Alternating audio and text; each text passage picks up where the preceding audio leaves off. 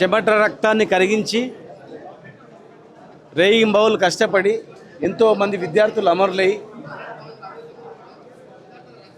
ఎన్నో పార్టీలు నొప్పించి కేసీఆర్ గారి నాయకత్వంలో మరి తెలంగాణ రాష్ట్రాన్ని మేము సాధించుకుంటే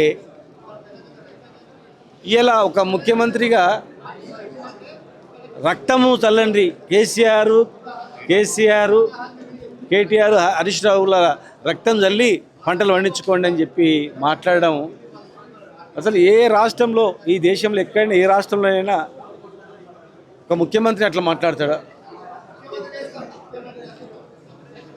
ముఖ్యమంత్రి అంటే ఒక రాజులాగా ఆ సీట్లో కూర్చున్న తర్వాత ఈ ప్రాంతం సుభిక్షంగా ఉండాలి, పంటలు పండాలి, పేద వర్గాలు వాళ్ళు 3 పూట అన్నం తినాలి అని కోరుకుంటారు. ఎక్కడైనా కానీ ఒక మంచి అవకాశాన్ని ఇస్తే ఇలా ఒక జనరల్గా ఎవరు మాట్లాడతారు రక్తం గురించి? రక్తం చిందించాలని చెప్పి ఎవరు మాట్లాడతారు? ఉన్మాదులు లేకపోతే క్రిమినల్స్ మాట్లాడతారు, వీళ్ళని చంపండి రా, రక్తం చిందించండి రా అని. ఒక ముఖ్యమంత్రిగా మాట్లాడే భాష నాది చెప్పండి. ముఖ్యమంత్రికి దాదాపు 12 మంది 13 మంది అడ్వైజర్స్ ఉన్నారు. మరి 13 మంది అడ్వైజర్స్ ఇవే అడ్వైజ్ చేస్తున్నా? 13 మంది అడ్వైజర్లు ముఖ్యమంత్రి ఏం మాట్లాడాలా స్పీచ్ ఇస్తారు, అధికారులు కూడా స్పీచ్ తయారు చేసి ఇస్తారు. విలేకరులు అయిన ప్రశ్నలకు ఇమ్మీడియట్గా చిట్టీలు పంపుతారు. మరి ఇది ఎక్కడి సంస్కృతి? రక్తం చల్లండి అని చెప్పడం వెంటనే విరమించుకోవాలి. అది వెంటనే విరమించుకోవాలి. తెలంగాణ వచ్చిందే నీళ్లు నిధులు నియామకాల పైన. ఇక నీళ్లు కావాలంటే రక్తం కావాలి అంటే ఎట్లా చెప్పండి? రక్తం ఇవ్వడానికి ఈరోజు 2000 మంది విద్యార్థులు వచ్చారు. ఎన్ని వేల లీటర్లు అయినా తీసుకోండి మా దగ్గర.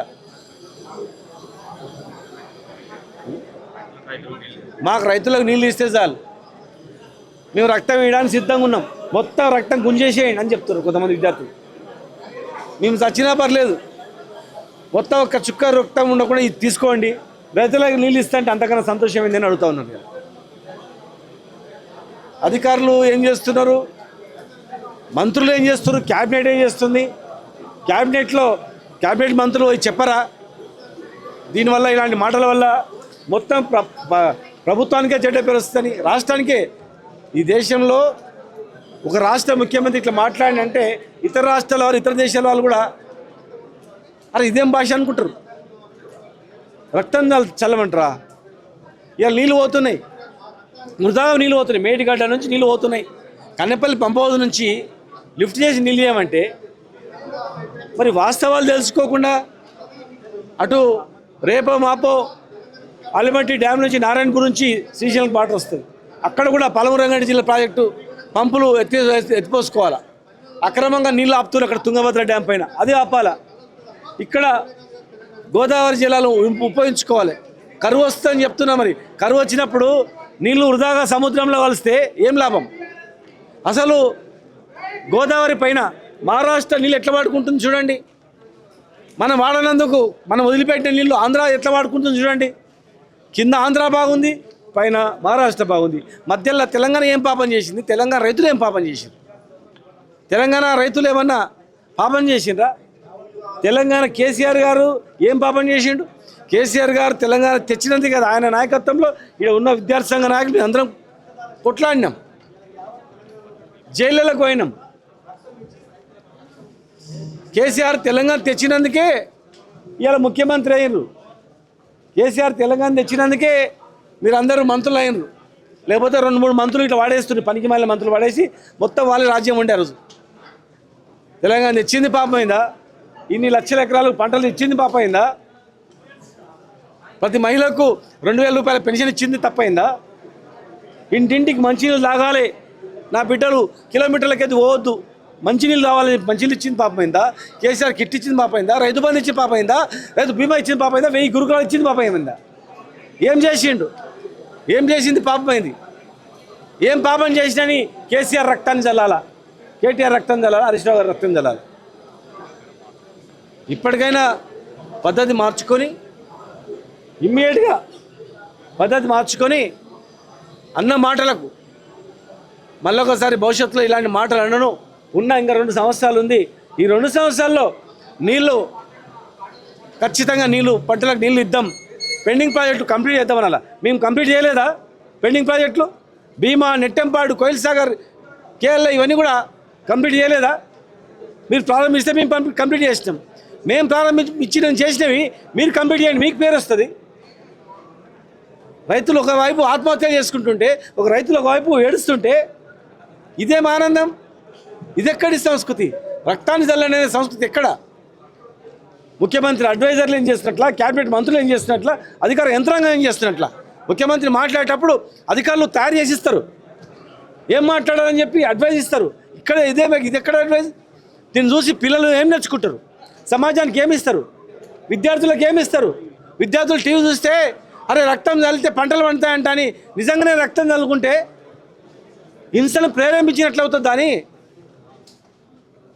మరి రైతుల లాభం జరిగినట్టు ఎట్లా అవుతుంది? ఒక ముఖ్యమంత్రిగా బాధ్యత శాంతి భద్రతలను కాపాడాలి. శాంతి భద్రతల శాఖ కూడా మీ దగ్గరనే ఉంది. శాంతి భద్రతలను కాపాడాలి, పంటలను కాపాడాలి, రైతులను కాపాడాలి, సమాజాన్ని కాపాడాలి. ముఖ్యమంత్రి అంటే ఒక రాజు లాంటి వ్యక్తి. నాశనం కోరుకోడు, విధ్వంసాన్ని కోరుకోడు. రాష్ట్రాన్ని పరిపాలించే వ్యక్తి సుభిక్షాన్ని కోరుకుంటాడు.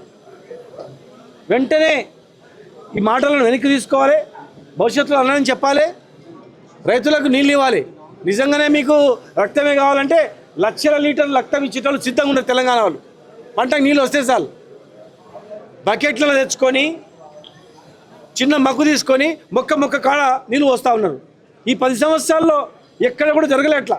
10 సంవత్సరాల కాలంలో మగ్గులతోన పత్తి చేనులకు, జొన్న చేనులకు నీళ్ళు ఇచ్చిన పరిస్థితి ఇప్పుడు చూడలే. ఎప్పుడో వెనకటి చూసిండ్రు ఆంధ్రప్రదేశ్ గవర్నమెంట్ ఉన్నప్పుడు. ఇలా అత్యధిక పంటలు, ఈ దేశంలో అత్యధిక పంటలు పండించినందుక రక్తం చిందించాలా? కారణం చెప్పండి. వాళ్ళు కూడా సిద్ధంగా ఉన్నారు. నిజంగా మీరు రైతులకు నీళ్ళు ఇస్తే మా రక్తం ఇవ్వడానికి కూడా సిద్ధం ఉన్నామని చెప్పి మా నాయకులు చెప్తా ఉన్నారు. చెప్పండి, మళ్ళీ ఒకసారి ఆలోచన చేసుకొని. మీ రక్తం కావాలి, రక్తం అయితే నీళ్ళు ఇస్తా అంటే మేము నలుకొచ్చి దగ్గరుండి మా రక్తం ఇస్తా నీళ్ళు ఇస్తా అంటే చెప్పండి. వాళ్ళే సిద్ధంగా ఉన్నారు. కనుక దయచేసి ఇలాంటి వ్యాఖ్యలు తగవు. ఒక ముఖ్యమంత్రిగా వెనక్కి తీసుకొని వెంటనే వార్పుడ్ బేస్లో నీళ్లు వృధా పోకుండా, కిందికి పోకుండా నీళ్లను ఉపయోగించుకుంటట్టు చేయాలి. పాలమూరు రంగారెడ్డి ప్రాజెక్టు పంపులు ఆన్ చేయాలి, కన్నెపల్లి పంపులు ఆన్ చేయాలి, ఎగువ కట్టేటువంటి ప్రాజెక్టులు ఆపాలి, తెలంగాణ రైతులాంగానికి న్యాయం చేయాలి. మేము రాష్ట్రం తెచ్చుకున్నది తెలంగాణ రైతాంగం గురించే, రైతుల గురించే, నీళ్ళ గురించే, నిధుల గురించే, నియామకాల గురించే. ఇలా ఏ అధికారి వచ్చినా ఆంధ్ర ముఖ్యమంత్రి లేకపోతే ఆంధ్ర నాయకులు ఎవరని చెప్తే వానికి పెద్ద పోస్టింగ్ వస్తుంది. తెలంగాణ ఏ పోస్టింగ్ కానీ, చీఫ్ సెక్రటరీ కానీ, ఏదైనా హయ్యెస్ట్ పోస్ట్ ఏదైనా కానీ. నీటిపారుదల శాఖ కూడా మన తెలంగాణ వ్యతిరేక వ్యక్తి అక్కడ ఉన్నాడు. ఎట్లా లాభం అవుతుంది? ఇవన్నీ ఆలోచన చేసుకోవాలి, పరిశీలించుకోవాలి. భవిష్యత్తులో పునరావృతం కాకుండా చేయాలని చెప్పి మేము డిమాండ్ చేస్తూ ఉన్నాం. మరి 14 మంది అడ్వైజర్లు ఉన్నారు, ఏమవుతున్నారో మీరు ఒక మీటింగ్ పెట్టుకొని ముఖ్యమంత్రి గారికి మంచి అడ్వైజ్ చేయాలి. ఇది పద్ధతి కాదు. మేము తెచ్చుకున్న తెలంగాణ హింసను ప్రేరేపించడానికి కాదు. మేమంతా మేము కొట్లాడి జైళ్ళకు పోయి కేసీఆర్ గారి నాయకత్వంలో కొట్లాడుకున్నది అల్లకాలం కానీ కాదు. తెలంగాణ రాష్ట్రం ప్రపంచ పటంలో ఇట్లా రెపరెపలు ఆడాలని తెచ్చుకున్న తెలంగాణ ఇది. మేము తెచ్చినందుకే ఇలా మీరు మంత్రులు, ముఖ్యమంత్రులు అయ్యారు, గుర్తుపెట్టుకోవాలి. దయచేసి ఇలాంటిది మళ్ళీ కాకుండా చూడాలని చెప్పి మేము చెప్తా ఉన్నాం. భవిష్యత్తులో జరగబోయే పరిణామాలకి ప్రభుత్వమే బాధ్యత వహించాల్సి వస్తుంది.